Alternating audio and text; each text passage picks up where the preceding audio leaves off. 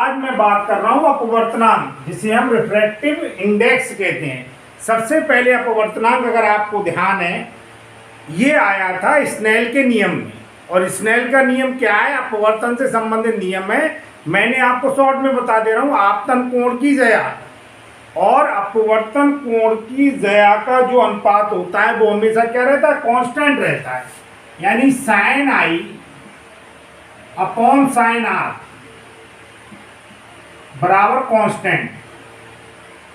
और इसी कांस्टेंट को अगर आपको ध्यान है कहीं n से लिख देते थे, और यही क्या था? अपवर्तनांक।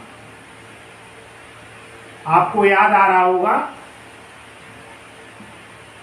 अब आप देखिए अपवर्तनांक वास्तव में होता क्या है। अपवर्तन की घटना आप जानते हैं। अपवर्तन की घटना में आप जानते हैं, एक माध्यम से दूसरे माध्यम में प्रकाश के प्रवेश करने पर उसका अपने मार्ग से विक्षेपित हो जाना या विचलित हो जाने की जो घटना है, उसी को हम क्या कहते हैं? उसी को हम अपवर्तन कहते हैं। अब आप देखिए, मैंने जैसे बताया स्नेल के नियम में इनका जो आपतन कोण है और अपवर्तन कोण है, इनका जो ज्या का अनुपात होता है वो कांस्टेंट रहता है, जो वास्तव में क्या है? अपवर्तनांक है। तो प्रकाश की किरण जब एक माध्यम से दूसरे माध्यम में प्रवेश करती है, समझ रहे हैं आप? जब प्रकाश की किरण एक माध्यम से दूसरे माध्यम में प्रवेश करती है तो प्रकाश की चाल में परिवर्तन होता है। प्रकाश की चाल का मान परिवर्तित हो जाता है। वायु या निर्वात में आप समझ रहे हैं 3 × 10⁸ मीटर प्रति सेकंड होता है, जो सबसे अधिक होता है। अन्य किसी भी माध्यम में इसकी चाल इस मान से अधिक किसी भी कंडीशन में नहीं हो सकती। तब आप देखिए, मैंने आपको बताया अगर हम इसके अलावा, ये तो स्नेल के नियम से हो गया, हम बताना चाहें अपवर्तनांक क्या है, तो पहले माध्यम से दूसरे माध्यम में जब प्रकाश प्रवेश करता है तो पहले माध्यम में प्रकाश की चाल और दूसरे माध्यम में प्रकाश की चाल का जो अनुपात होता है, रेशियो होता है, उसी को हम क्या कहते हैं? उसी को हम कहते हैं अपवर्तनांक। और इसे हम पहले माध्यम के सापेक्ष दूसरे माध्यम का अपवर्तनांक कहते हैं। हम ये मान रहे हैं, उदाहरण के लिए पहला माध्यम है, माध्यम पहला, इसका नाम हमने रख दिया 1। और बेटा पहला माध्यम हमने मान लिया है क्या? वायु। जरा ध्यान दें। अब इससे दूसरे माध्यम में आप मान लीजिए किसमें? माध्यम नंबर 2। और ये हमने मान लिया कांच है, ये एयर हो गई। रिप्रेजेंट करने के लिए यहां पर क्या ले लेंगे? ये ग्लास हो गया, कांच। रिप्रेजेंट करने के लिए क्या लेंगे? जी। अब हमने बताया अगर हम अपवर्तनांक लिखें तो अपवर्तनांक मीन क्या हो गया?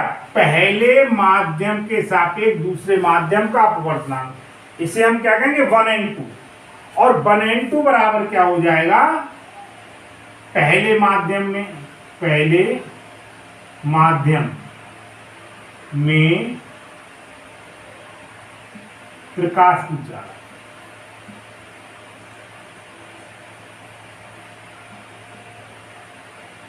अपॉन दूसरे माध्यम में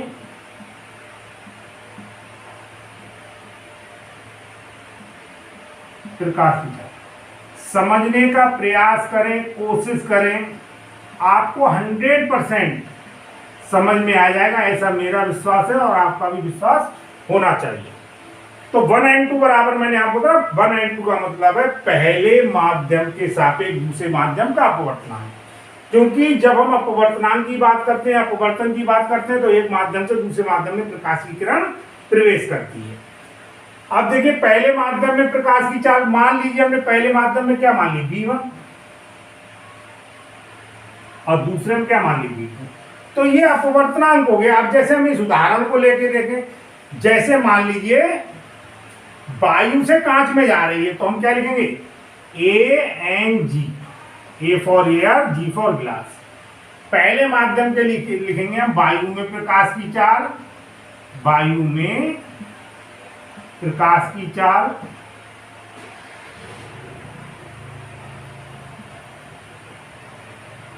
अपॉन क्या लिया, कांच, कांच में प्रकाश की चाल।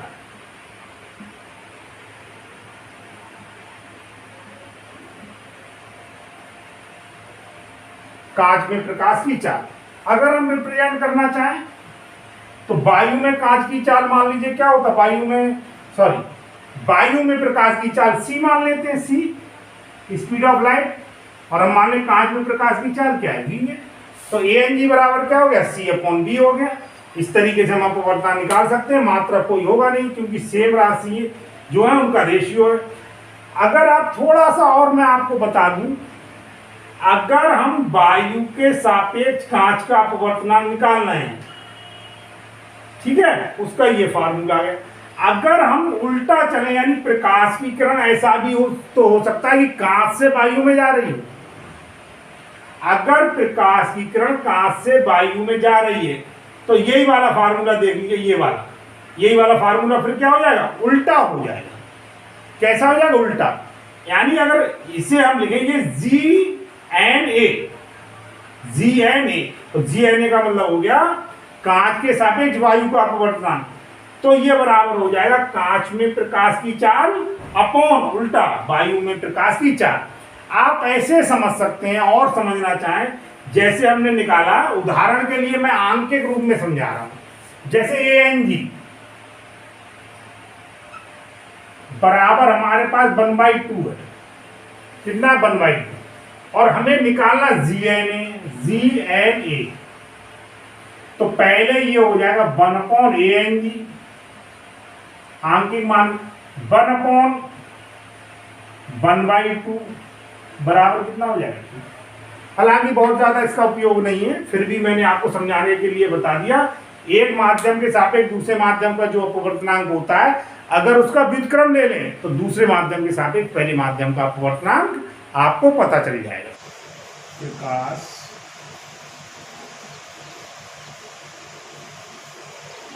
का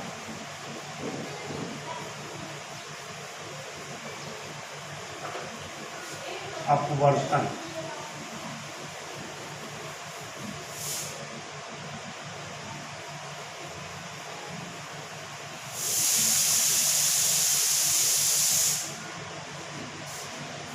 परावर्तन का जब मैं आपको बता रहा था तो परावर्तन में क्या था, जिस माध्यम से प्रकाश चलता था परावर्तित होने के बाद प्रकाश उसी माध्यम में वापस लौटता था। लेकिन अपवर्तन में क्या है, अपवर्तन में जो पृष्ठ होता है वो कैसा होता है, पारदर्शी होता है, पारदर्शक पृष्ठ होता है। और पारदर्शक एक प्रकार से जो पृष्ठ है उसमें क्या होता है, प्रकाश एक माध्यम से चलकर दूसरे माध्यम में जाता है। जबकि परावर्तन में मैंने आपको बताया था जिस माध्यम से आता है परावर्तित होकर उसी में जाता है।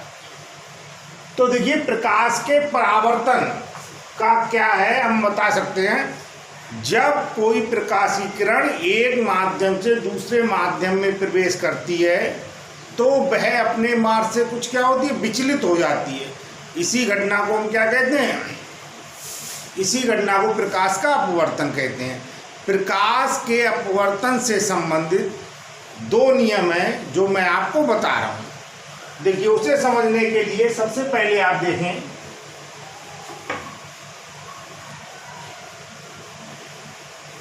मान लीजिए ये कोई पृष्ठ है, यहाँ पर ऊपर माध्यम दूसरा है, ऊपर माध्यम है वायु और नीचे का माध्यम क्या है, कांच। अब इसमें आप देखिए ये कोई प्रकाश की किरण है जो वायु में है और ये कहलाता है पृथक्कारी पृष्ठ जो दो माध्यमों को अलग कर रहा है। तो ये तो आप समझ गए क्या होगी, आपतित किरण हो गई। और ये बेटा ये आपतन बिंदु हो गया। आपतन बिंदु पर हम क्या करें, इस पर हम बना दें एक अविलंब। तो जैसा मैंने आपको अभी अपवर्तन में बताया था, प्रकाश की किरण जब दूसरे माध्यम में प्रवेश करेगी तो अपवर्तित कहलाएगी। अपवर्तित जो प्रकाश की किरण होगी वो सीधी नहीं जाएगी, बल्कि अपने मार्ग से क्या हो जाएगी, कुछ विचलित हो जाएगी। ये सीधी न जाकर कुछ झुक जाएगी इस तरीके से। ये आपकी कहलाएगी आपतित किरण, और ये आपका क्या हो गया, आपतन बिंदु, और ये क्या हो गया, अवलंब हो गया। और ये वाली जो किरण है ये कौन सी किरण हो गई, अपवर्तित किरण हो गई। तो ये तो हो गई आपतित किरण।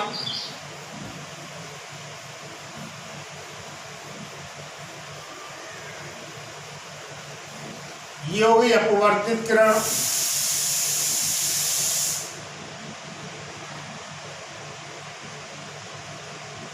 अब आप देख लिए यहाँ पर माध्यम अगर हम तुलना करें तो वायु कैसा कहलाएगा, ये कहलाएगा विरल माध्यम, और कांच कैसा है, सघन माध्यम। तो आप ध्यान रखेंगे जब प्रकाश की किरण विरल माध्यम से सघन माध्यम में आएगी, जैसे उदाहरण के लिए वायु से कांच में आएगी, तो ये अवलंब की ओर झुक जाती है। और अगर इसका उल्टा होता, प्रकाश की किरण कांच से वायु में आ रही होती, तो अवलंब से क्या हो जाएगी, दूर हट जाएगी। ये वाला जो कोण कहलाता है, ये कोण कहलाएगा आपका आपतन कोण, और ये कोण कहलाता है अपवर्तन कोण। तो सबसे पहला जो नियम है उस पर आप ध्यान दें। पहला नियम है आपतित किरण, अपवर्तित किरण और आपतन बिंदु पर जो अवलंब होता है, ये तीनों क्या होते हैं, एक ही तल में होते हैं। ये तो पहला नियम है। और दूसरा जो नियम है वो महत्वपूर्ण है, जिसका साइंस में हम कई जगह पर उपयोग भी करेंगे। निश्चित रंग के प्रकाश के लिए, ठीक है, निश्चित माध्यमों के लिए, यानी प्रकाश का रंग भी निश्चित हो और माध्यम भी कैसे हो, निश्चित हो, तो आपतन कोण की ज़या, आपतन कोण की ज़या, मैथमेटिक्स से आप समझ रहे हैं, ज़या का मतलब है साइन। आपतन कोण की ज़या और अपवर्तन कोण की ज़या का जो अनुपात होता है वो क्या रहता है, हमेशा एक नियतांक होता है, नियतांक।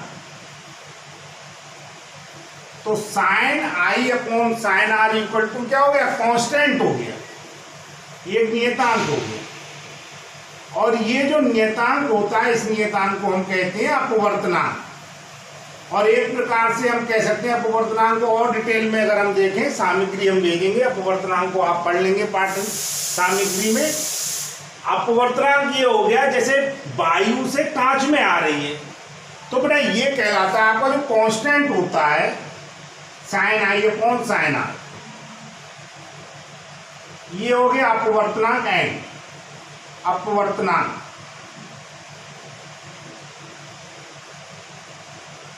और इसे रिप्रेजेंट कर देते हैं स्मॉल एन से, कहीं पर म्यू पर भी प्रदर्शित कर देते हैं। तो ये आपका हो गया, आप ऐसे मान सकते हैं, इस चित्र को अगर हम देखें तो यहाँ पर जो अपवर्तनांक है वो वायु के सापेक्ष कांच का जो अपवर्तनांक है उसे हम क्या कहते हैं, एन कहते हैं। तो sine I upon sine R का जो रेशियो आता है वो कांस्टेंट होता है, और इस कांस्टेंट को कहते हैं हम पहले माध्यम के सापेक्ष दूसरे माध्यम का अपवर्तनांक। इस नियम को, जो दूसरा नियम आपको बता रहे हैं, इस नियम को हम स्नेल के नियम के नाम से भी जानते हैं। लेंसों द्वारा अपवर्तन, गोलीय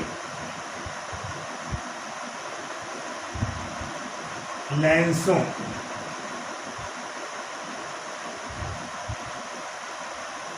के द्वारा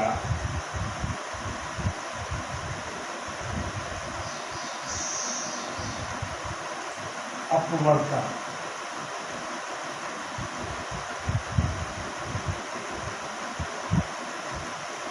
कल मैंने आपको बताया था बेटा, कल के वीडियो में अपवर्तन क्या होता है। मैंने आपको बताया प्रकाश की किरण जब एक माध्यम से दूसरे माध्यम में एंटर करती है, प्रवेश करती है, ठीक है, तो इसी घटना को क्या कहते हैं, इसी घटना को हम कहते हैं प्रकाश का अपवर्तन। आज मैं आपको बता रहा हूँ गोलीय लेंसों के द्वारा प्रकाश का अपवर्तन। लेंस क्या होता है बेटा, लेंस एक ऐसा पारदर्शी माध्यम है जिसके या तो दोनों पृष्ठ गोलीय होते हैं, या फिर एक पृष्ठ गोलीय या वक्रीय होगा और दूसरा पृष्ठ कैसा होगा, समतल होगा। तो ये तय है कि किसी लेंस में कम से कम एक पृष्ठ कैसा होगा, वक्रीय या गोलीय अवश्य होगा। एक पृष्ठ समतल भी हो सकता है और दोनों पृष्ठ गोलीय भी हो सकते हैं। तो संरचना के आधार पर दो जो लेंस हैं, का पहला लेंस तो ऐसा होता है जो किनारों पर क्या होता है, पतला, और बीच में क्या होता है, मोटा। इसे हम कहते हैं उत्तल लेंस। और उत्तल लेंस का जो कार्य है वो प्रकाश की किरणों को ये क्या करता है, प्रकाश की किरणों को एक प्रकार से ये समेटता है या सिकोड़ता है। इसलिए इसे हम दूसरा नाम क्या कहते हैं, इसका दूसरा नाम है अभिसारी, अभिसारी लेंस। इसके दोनों पृष्ठ कैसे हैं, दोनों पृष्ठ गोलीय हैं। इनमें एक पृष्ठ कैसा हो सकता था, मैंने आपको बताया था समतल भी हो सकता है। ये द्वि उत्तल लेंस कहलाता है कि दोनों पृष्ठ कैसे हैं, दोनों पृष्ठ इसके गोलीय हैं। दूसरा जो लेंस होता है, बेटा दो प्रकार के लेंस होते हैं। दूसरा लेंस इस प्रकार का होता है जैसे मैं बना रहा हूं। ये लेंस क्या होता है, ये लेंस किनारों पर तो मोटा होगा और बीच में क्या होगा, पतला। इसका जस्ट अपोजिट, ये किनारों पर पतला था और बीच में कैसा था, मोटा। दूसरे प्रकार का जो लेंस होता है वो बीच में पतला होता है और किनारों पर मोटा होता है। इस लेंस को बेटा हम कहते हैं अवतल लेंस।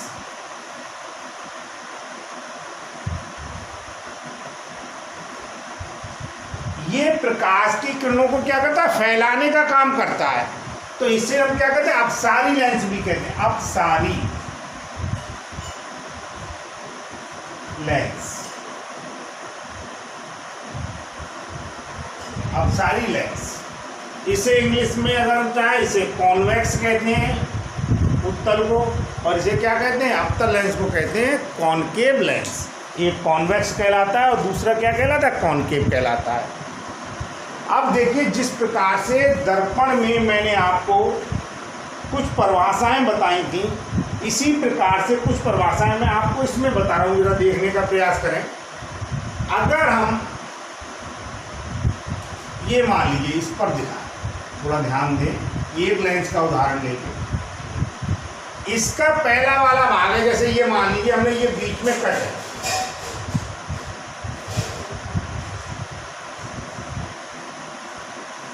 तो बेटा ये वाला जो भाग है, ये वाला भाग किसी अलग गोले में से लिया गया है, इधर वाला भाग, और इधर वाला भाग दूसरे गोले में से लिया गया है। जैसे आप समझ सकते हैं, ये वाला भाग तो ये है और ये वाला भाग ये, इन दोनों को आपस में क्या कर दिया गया, कंबाइन किया गया, जोड़ा गया। तो ये जो है, ये किसी गोले का भाग है, तो बेटा गोले का जो केंद्र होगा वो इस वाले भाग का वक्रता केंद्र होगा, और ये वाला जो भाग है, जिस गोले का भाग है, उसका भी वक्रता केंद्र होगा। तो दोनों पृष्ठों के अलग अलग वक्रता केंद्र होंगे। इधर इस वाले पृष्ठ का वक्रता केंद्र इधर होगा और इस वाले पृष्ठ का वक्रता केंद्र इधर होगा। इन दोनों वक्रता केंद्रों को अगर हम किसी काल्पनिक रेखा से बना हुआ मान लें, या इन दोनों को मिलाने वाली कोई काल्पनिक रेखा खींच लें, तो आप देखेंगे ये जो आपको काल्पनिक रेखा प्राप्त होगी, इसी काल्पनिक रेखा को हम क्या कहते हैं, इसी काल्पनिक रेखा को हम कहते हैं मुख्य अक्ष। तो ये आपका इधर वाले पृष्ठ से ये C1 हो गया और ये क्या हो गया, C2, और ये आपकी क्या हो गई, ये हो गई मुख्य अक्ष। ये जो मुख्य अक्ष का लेंस के बीच में ये वाला भाग है, ये कहलाता है O। O को हम कहते हैं प्रकाशिक केंद्र, ऑप्टिकल सेंटर। सभी में आप ध्यान रखिए, बेटा पहला जैसे ऑप्टिकल सेंटर है तो उसका स्टार्टिंग में क्या ले लिया गया है, उसका O ले लिया गया है। अब इससे संबंधित जो मेन परिभाषाएं आती हैं जिनकी हमें ज़रूरत भी पड़ेगी, एक तो आपका मुख्य फोकस, और मुख्य फोकस के अलावा दूसरी चीज़ जो है वो हमारे पास है फोकस दूरी, मुख्य फोकस दूरी। वैसे इसमें क्या होते हैं आगे आप देखेंगे, मैं आपको स्टडी मटेरियल जो डालूंगा इसमें बेटा दो फोकस होते हैं। देखिए मैं एक लेंस का उदाहरण लेके समझा रहा हूँ उत्तल लेंस का, और अवतल लेंस के उदाहरण को आप लोग खुद समझ जाएं। ये आप समझ रहे हैं इसकी क्या हुई मुख्य अक्ष, और ये आपका मुख्य अक्ष के समांतर प्रकाश की किरणें हैं।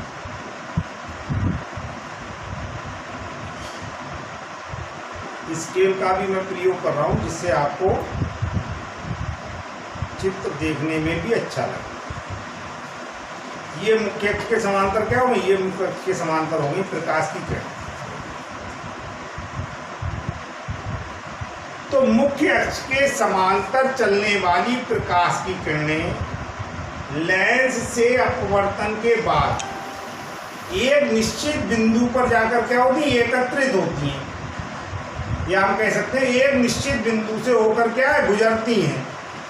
तो ये बेटा जिस निश्चित बिंदु से होकर गुजरती हैं उसी को हम क्या कहते हैं, उसी को हम फोकस कहते हैं। ये दो फोकस होते हैं, तो ये वास्तव में क्या है बेटा, ये मुख्य फोकस है, या मान लीजिए कौन सा, द्वितीय फोकस। यहाँ पर मैंने आपको बताया था उसमें केवल दर्पण में एक ही फोकस होता है, जबकि यहाँ पर फोकस कितने हैं, दो। एक प्रथम फोकस कहलाता है और एक द्वितीय फोकस कहलाता है। इसमें ये आपका द्वितीय फोकस है, और द्वितीय फोकस को क्या कहते हैं, मुख्य फोकस हम कहते हैं। तो ये आपका कहलाएगा, ये हो गया मुख्य फोकस है। और जैसा मैंने आपको बताया इसका मिड पॉइंट है, ये क्या कहलाएगा, प्रकाशिक केंद्र। तो हम परिभाषा में कह सकते हैं मुख्य अक्ष के समांतर चलने वाली प्रकाश की किरणें उत्तल लेंस से अपवर्तन के बाद मुख्य अक्ष पर एक निश्चित बिंदु पर जाकर क्या होती हैं, एकत्रित होती हैं, या एक निश्चित बिंदु से होकर गुजरती हैं। उसी को हम क्या कहते हैं, द्वितीय फोकस या मुख्य फोकस कहते हैं। अब दूसरा आता है मुख्य फोकस दूरी क्या होती है। तो ये आसान है, हम कह सकते हैं प्रकाशिक केंद्र से मुख्य फोकस तक की जो दूरी है उसे हम क्या कहते हैं, मुख्य फोकस दूरी कहते हैं, या द्वितीय फोकस दूरी कहते हैं। ये मैंने उत्तल लेंस का उदाहरण देके आपको लेंस। तो आज है उत्तल लेंस तथा अवतल लेंस के द्वारा प्रतिबिंब का बनना, formation of images by convex and concave lens. तो उत्तल लेंस के द्वारा 6 स्थितियों में वस्तु के स्थित होने पर प्रतिबिंब कैसे बनता है, कहां पर बनता है, इसकी जानकारी मैं आपको इस वीडियो के माध्यम से दे रहा हूं। तो सबसे पहली कंडीशन में आप देखेंगे उत्तल लेंस के लिए मैं बात कर रहा हूं, तो इसकी सबसे पहली कंडीशन है वस्तु कहां पर है, अनंत पर है। और वस्तु अनंत पर है तो प्रकाश की किरणें जो हैं वो एक दूसरे के क्या है, समांतर चल रही हैं। तो यहाँ पर दो फोकस होते हैं, आप समझ रहे हैं। और इसमें आप देखिए प्रकाश की किरण एक जो है वो कहां से होकर जाएगी, ऑप्टिकल सेंटर से होकर जाएगी, जिसे हम कहते हैं प्रकाशिक केंद्र। और एक प्रकाश की किरण कहां से होकर जाएगी, प्रथम फोकस से होकर जाएगी। ये प्रकाश की किरणें उत्तल लेंस से अपवर्तन के बाद फोकस जो है इसका द्वितीय फोकस है या मुख्य फोकस है उस पर एक दूसरे को काटती हैं, और इसका जो प्रतिबिंब बनता है वो आई आई डैश बनता है। ओ ओ डैश यहाँ पर क्या माना है, ओ ओ डैश को हमने माना है वस्तु, और आई आई डैश क्या है, प्रतिबिंब है। इसमें एफ है मुख्य फोकस या द्वितीय फोकस, और एफ डैश है प्रथम फोकस। इस प्रकार जो प्रतिबिंब बनता है वो लेंस की दूसरी साइड पर बनना है। आकार में कैसा है, छोटा है, उल्टा है, और कैसा है, वास्तविक है। अब हम इसकी दूसरी स्थिति की बात करते हैं, वस्तु अनंत तथा 2f के बीच में है। 2f का मतलब जो फोकस दूरी है उसके दुगने से हम 2f का मतलब है। तो ये यहाँ पर मैंने आपको बताया जो वस्तु है अनंत, ये 2f है, f डैश है, f डैश है, 2f डैश, f डैश। तो जो वस्तु है वो 2f डैश और अनंत के बीच में है o डैश। कैसे प्रतिबिंब बनता है, एक प्रकाश की किरण इसके टॉप से जाएगी, मुख्य अक्ष के समांतर होगी। मुख्य अक्ष के समांतर होने के कारण ये कहां से होकर जाएगी, फोकस से होकर जाएगी। और एक प्रकाश की किरण इसके जाती है प्रकाशिक केंद्र से होकर। ये दोनों प्रकाश की किरणें लेंस से अपवर्तन के बाद आई डैश पर प्रतिबिंब बनाती है। यह जो प्रतिबिंब बनेगा वो कैसा होगा? ये प्रतिबिंब उल्टा होगा, वास्तविक होगा और आकार में कैसा होगा? छोटा होगा। अब मैं थर्ड पोजीशन की बात कर रहा हूं। वस्तु 2F पर है। 2F पर रखी हुई वस्तु के लिए देखिए एक प्रकाश की किरण कैसे जा रही है? मुख्य अक्ष के समांतर जा रही है। ये क्या होगी? ये द्वितीय फोकस से होकर गुजरेगी और एक प्रकाश की किरण जो है वो प्रकाशिक केंद्र से होकर जाएगी। ये दोनों प्रकाश की किरणें उत्तल लेंस से अपवर्तन के बाद 2F पर ही प्रतिबिंब बनाएंगी आई डैश। ये प्रतिबिंब उल्टा होगा, वस्तु के आकार के बराबर होगा और कैसा होगा? वास्तविक होगा। अब मैं बात कर रहा हूं पोजीशन नंबर 4 की। इसमें आप देखिए वस्तु F तथा 2F के बीच में है, F डैश तथा 2F डैश के बीच में, यानी हम कह सकते हैं प्रथम फोकस और प्रथम फोकस से जो दुगनी दूरी हम मान के चले उनके बीच में है O डैश। प्रतिबिंब देखिए कैसे बनेगा? एक प्रकाश की किरण तो होके जाएगी इसके टॉप से, ये चूंकि मुख्य अक्ष के समांतर होगी और मुख्य अक्ष के समांतर होने के कारण ये फोकस से होके जाएगी, मुख्य फोकस से, और एक प्रकाश की जो किरण है वो जाएगी इसके प्रकाशिक केंद्र से। तो प्रकाशिक केंद्र से जाने वाली प्रकाशिक किरण क्या होती है? बिना विचलित हुए सीधी निकल जाती है और ये आई डैश पर प्रतिबिंब बनाएंगी। ये प्रतिबिंब कैसा होगा? 2F से भार बनता है, ये प्रतिबिंब उल्टा होगा, वस्तु से आकार में बड़ा होगा और कैसा होगा? वास्तविक होगा। अब हम बात कर रहे हैं पोजीशन नंबर 5 की। जब वस्तु प्रथम फोकस F डैश पर है, F डैश पर O डैश वस्तु है, एक प्रकाश की किरण मुख्य अक्ष के समांतर जाएगी, जो कहां से होकर जाएगी? जो लेंस से अपवर्तन के बाद द्वितीय फोकस से होकर जाएगी। इसी प्रकार से एक प्रकाश की किरण इसके प्रकाशिक केंद्र से होकर जाएगी, जो बिना विचलित हुए सीधे ही अपवर्तित हो जाएगी और यह जो प्रतिबिंब बनेगा वो कहां पर बनेगा? अनंत पर बनेगा। कैसा होगा? वास्तविक होगा और वस्तु से आकार में क्या होगा? बड़ा होगा। क्योंकि ये दोनों प्रकाश की किरणें आप समझ रहे हैं एक दूसरे के समांतर हो जाएंगी तो कहीं पर भी ये काटेंगी नहीं, और जब एक दूसरे को नहीं काटेंगी तो प्रतिबिंब कहां पर बनेगा? फिर अनंत पर बनेगा। छठी पोजीशन में मैं बात कर रहा हूं, इन पांचों स्थितियों में देखिए प्रतिबिंब उल्टा बन रहा है, वास्तविक बन रहा है। छठी पोजीशन की हम बात कर रहे हैं जब वस्तु फोकस तथा प्रकाशिक केंद्र के बीच में है। प्रकाशिक केंद्र के बीच का मतलब है ऐसे मान लें वस्तु फोकस तथा लेंस के बीच में है। ये आपका प्रकाशिक केंद्र हो गया, ये फोकस हो गया, यहाँ पर वस्तु O डैश है। देखिए एक प्रकाश की किरण कहां से जाएगी? मुख्य अक्ष के समांतर चलेगी और मुख्य अक्ष के समांतर चलने वाली प्रकाश की जो किरण है, ये प्रकाश की किरण आप समझ रहे हैं ये कहां से होकर जाएगी? फोकस से होकर जाएगी। और इसी प्रकार से एक प्रकाश की जो किरण है ये प्रकाशिक केंद्र से होकर जाएगी और ये अपवर्तित होकर जब हमने पीछे देखें तो पीछे जाकर ये आई डैश पर जाकर काटती हुई प्रतीत होती है। तो इस स्थिति में प्रतिबिंब कैसा बनना है? एक तो बनना है आभासी, और आभासी बनने के साथ साथ आकार में कैसा बनना है? बड़ा बनना है, और ये कैसा बनना है? सीधा। तो केवल ये वाला है जिसमें प्रतिबिंब सीधा बनता है, आभासी बनता है, और जिधर वस्तु रखी है उसी साइड पर बनना है। बाकी पांचों पोजीशन में आप समझ सकते हैं कि जो प्रतिबिंब बनना है पांचों पोजीशन में प्रतिबिंब उल्टा बनना है, जिधर वस्तु रखी है उसकी दूसरी साइड पर बनना है, और कैसा बनना है? वास्तविक बनना है।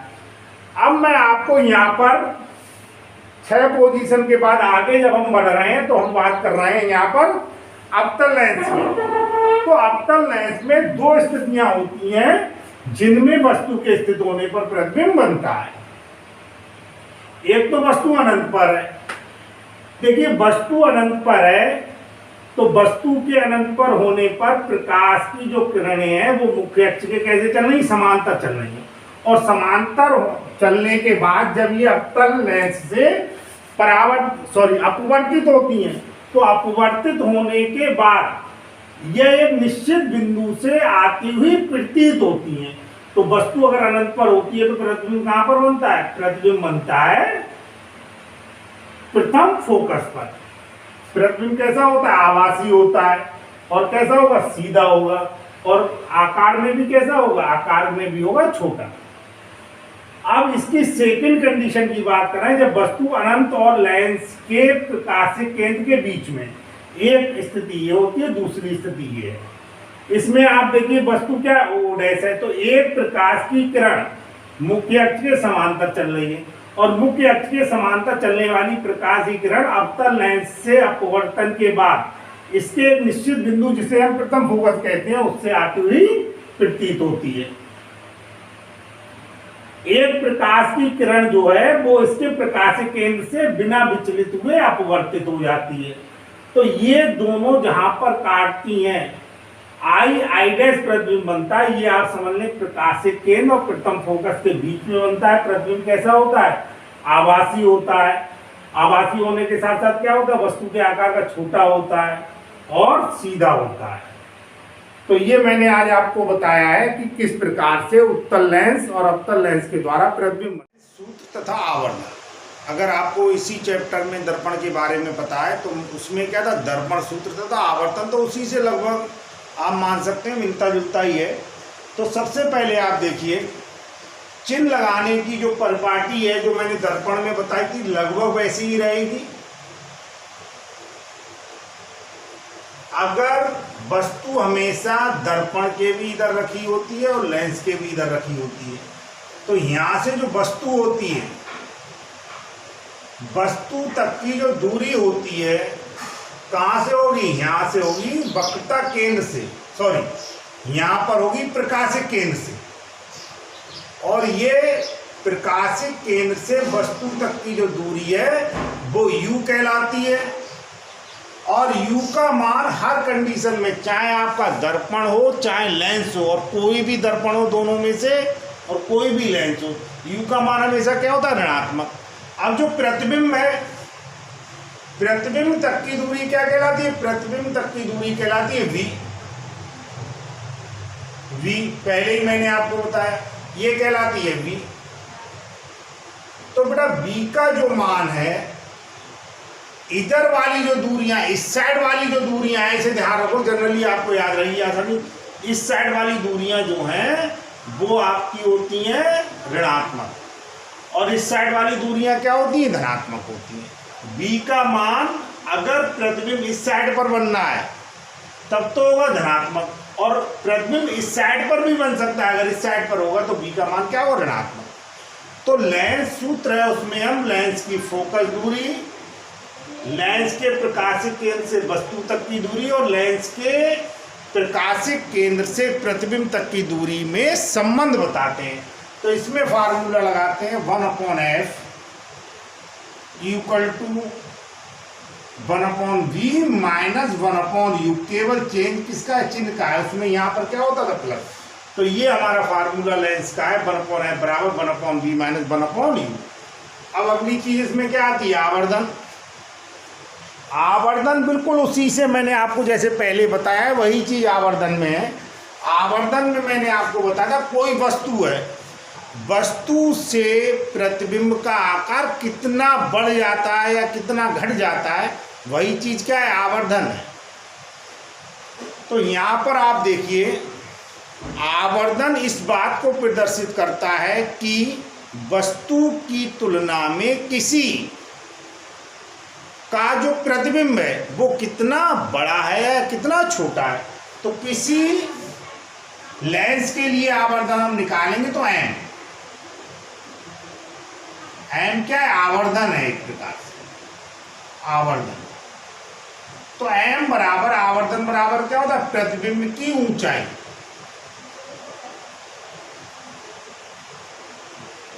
ऊंचाई या आकार एक ही बात है, अपॉन वस्तु का आकार या वस्तु की ऊंचाई। इसमें मैंने बताया था, ऊपर अगर कोई दूरी ऊपर है, लंबाई अगर हम वस्तु ऊपर है तो ऊपर वाली दूरियां कैसे ली जाती हैं इसके संदर्भ में, ये पॉजिटिव ली जाती हैं। और नीचे वाली अगर है, प्रतिबिंब नीचे की साइड पर बनना है तो वो कैसा लिया जाएगा, तो वो लिया जाएगा माइनस। m बराबर प्रतिबिंब जो है उसकी ऊंचाई को क्या मानते हैं, h डैश अपॉन क्या होता है h, और ये बराबर बेटा हम ये मैंने पहले ही बताया था, इससे हम ये बराबर हो जाता है प्रकाशित केंद्र से लेकर प्रतिबिंब तक की दूरी, और अपॉन में आ जाता है प्रकाशित केंद्र से लेकर वस्तु तक की दूरी। तो m बराबर h डैश अपॉन h यहाँ से हो गया, और ये बराबर होता है v अपॉन u। इस प्रकार से ये टॉपिक भी पूरा हो गया। मैं आपको बता रहा हूँ लेंस की क्षमता, लेंस की पावर, जिसे आप जानते हैं अभी लेंस की क्षमता के बारे में आप फोकस दूरी से संदर्भ थोड़ा सा इसमें लेना पड़ेगा। फोकस दूरी के बारे में आप लोग पढ़ चुके हैं। लेंस की क्षमता का अर्थ आप लोग समझिए, मैंने आपको बताया है, जानते हैं आप लोग, दो प्रकार के लेंस होते हैं, एक उत्तल लेंस होता है और एक अवतल लेंस होता है, और दोनों प्रकार के लेंसों का कार्य जो है वो प्रकाश की किरणों को मोड़ना है। उत्तल लेंस प्रकाश की किरणों को मुख्य अक्ष की ओर क्या करता है, सिकोड़ देता है, एकत्रित करता है, जबकि अवतल लेंस प्रकाश की किरणों को मुख्य अक्ष से दूर की ओर फैला देता है। इसी के आधार पर इनके नाम अभिसारी लेंस और अपसारी लेंस भी रखे गए हैं। उत्तल लेंस को अभिसारी लेंस कहते हैं क्योंकि ये प्रकाश की किरणों को अपसरित करता है, तथा अवतल लेंस को कहते हैं अपसारी लेंस क्योंकि ये प्रकाश की किरणों को अपसरित करता है। तो आज इस वीडियो में हम आपको बता रहे हैं लेंस की क्षमता क्या होती है। तो सबसे पहले आप बेटा समझिए, जो लेंस प्रकाश की किरणों को जितना अधिक मोड़ देगा उस लेंस की क्षमता उतनी ही ज़्यादा होगी। अगर प्रकाश की किरण मुख्य अक्ष के समांतर जा रही है तो उत्तल लेंस और अवतल लेंस दोनों के द्वारा क्या किया जाए, प्रकाश की किरणों को उत्तल लेंस के द्वारा क्या किया जाए, मुख्य अक्ष की ओर सिकोड़ा जाएगा, जबकि अवतल लेंस के द्वारा मुख्य अक्ष से दूर हटाया जाएगा। तो जो ज़्यादा मोड़ देगा, जरा अब मैं चित्र बना रहा हूँ, चित्र पर ध्यान दीजिए, जो ज़्यादा मोड़ देगा उसी की क्षमता किस आधार पर ज़्यादा होती है। आप देखिए दोनों लेंस मैं आपको बना रहा हूँ, ये उत्तल लेंस है,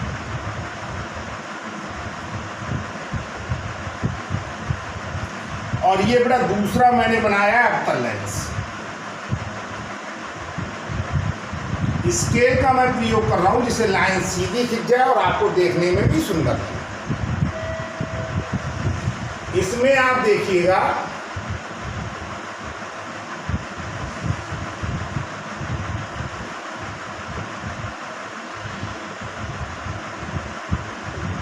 ये मोटे लेंस का मैं उदाहरण ले रहा हूँ, और यहाँ पर एक लेंस मैंने बनाया पतला।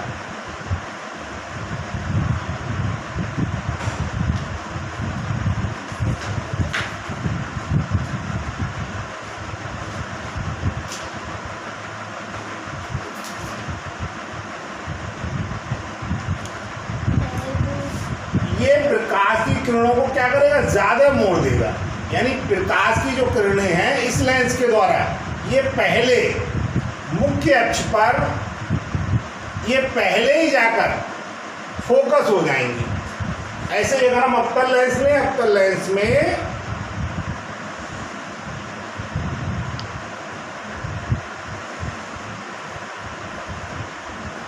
ये देखिए, ये प्रकाश की किरणों को क्या कर रहा है, फैला रहा है। तो ये प्रकाश की किरणों को ज्यादा फैला देगा। अब हमने इसी प्रकार से बेटा लिए पतले लेंस। आगे क्लास में 12th में आप पढ़ेंगे कि किस प्रकार से पतले और मोटे जो लेंस होते हैं इनकी फोकस दूरियां किस आधार पर, और एक फार्मूला दिया होता है, उसके आधार पे आप समझ जाएंगे कि इनकी फोकस दूरियां कम और ज़्यादा क्यों होती है। ये पतला उत्तल लेंस दिया है हमने और ये पतला उत्तल लेंस दिया है। ये प्रकाश की पतला लेंस क्या करेगा बेटा, ये प्रकाश की किरणों को कम मोड़ेगा, यानी ये एकत्रित होगी आगे जाकर। ऐसे देखिए डिफरेंस देख लीजिए आप।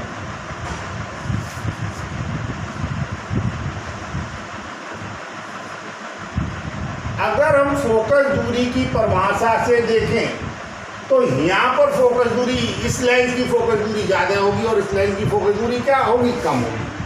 ठीक इसी प्रकार से अवतल लेंस के लिए देखिए आप,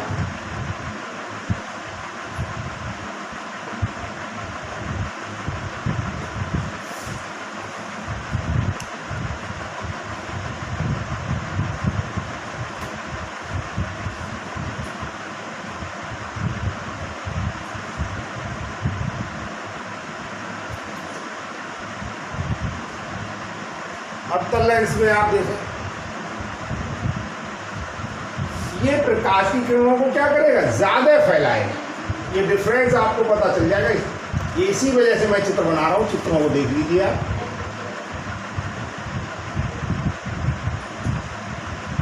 इस वाले चित्र में आप देखिए ये वाला जो अवतल लेंस है इसकी फोकस दूरी भी क्या होगी, अधिक होगी। अब इन चित्रों को देखकर एक बात हमारी जो स्पष्ट समझ में आ रही है वो ये है कि जिस लेंस की फोकस दूरी ज़्यादा है उसने प्रकाश की किरणों को क्या किया है, कम मोड़ा है, और जिसकी फोकस दूरी कम है उसने प्रकाश की किरणों को क्या किया है, ज़्यादा मोड़ा है। तो एक संबंध निकल के आता है, लेंस की क्षमता जो है वो फोकस दूरी के क्या होती है, व्युत्क्रम होती है, मतलब इनवर्स होती है। तो ये फार्मूला निकल के आएगा, लेंस की क्षमता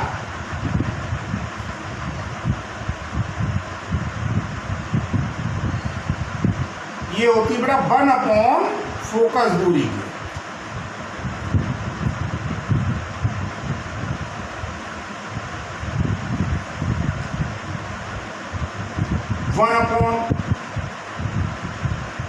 फोकस दूरी पावर को हम क्षमता कह देते हैं।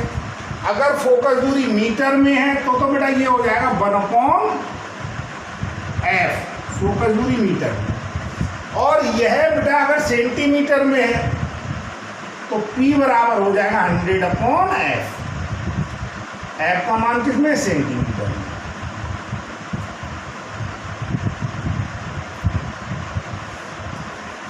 इसका लेंस की क्षमता का जो मात्रक होता है वो क्या होता है, डायोप्टर में।